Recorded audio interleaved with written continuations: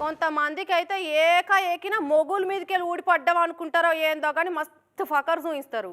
తప్ప వాళ్ళదైనా కూడా వాళ్ళ కొలువులు చూసుకొని రువాబు చేస్తుంటారు. విశాఖపట్నం గాజువాక కాడ గసోటి ముచ్చట్నే ఓటైంది. చూసేద్దాం పారు ఏమైందో. రూపాయి రూపాయి చెప్పులు చేపాయి అంటే ఇదేనేమో. ఇంటి సరుకులు డెలివరీ చేసే డెలివరీ బాయ్ బండికి గుద్దిందే కాకుండా కింద పడ్డైనని లేపకుండా కారు దిగొచ్చాగో జరుగురా మాకు లేట్ అవుతుందని సామాన్లు ఇసిరి పడేసిండు. ఈయన బల్బు బండకేసి కోట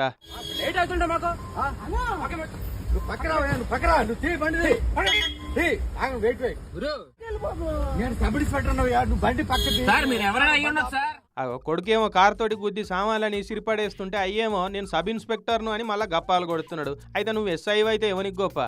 బండితోటి గుద్దింది కాకుండా మళ్ళీ ఎస్ఐనని దబాయించుడా? మరి ఎస్ఐని అంటూ నువ్వు పెద్ద మనిషి గుద్దినోని మీదికి లేపాలన్న సోయి కూడా లేదా నీకు? పోలీస్ పేరు చెప్పుకునే వాళ్ళని బెదిరించేందుకు ఏం శరం అనిపిస్తలేదా అనిగో వీడియో తీస్తున్నా అన్న అంటుంటే మళ్ళా గదే చెప్తున్నాడు. అతను గుద్ది మనిషి పడిపడలేదో కూడా చూడలేదు మీరు. అతనికి సారీ అని చెప్పాలి మీరు. అతనికి సారీ అని మీరు చెప్పాలి. అరే గంత వానాల నానుకుంటా ఎవరు ఆర్డర్ ఇస్తే వాళ్ళ ఇంటికి పోయి సరుకులు ఇచ్చి వచ్చే డెలివరీ బాయ్ అంటే గింత కూడా కనికరం లేకుండా సామాన్లు ఇసిరేసిన బలుపు చూస్తుంటే బండకేసి కొట్టాలని సోషల్ మీడియాలో నెటిజన్లు కూడా మస్తు గరం అవుతున్నారు. విశాఖపట్నంలో ఉన్న గాజువాకలైందట ఈ కథ.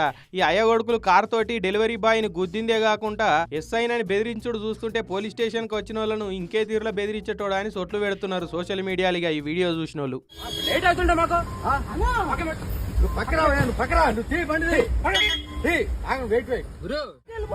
నేను సబ్ ఇన్స్పెక్టర్, నువ్వు బండి పక్కన.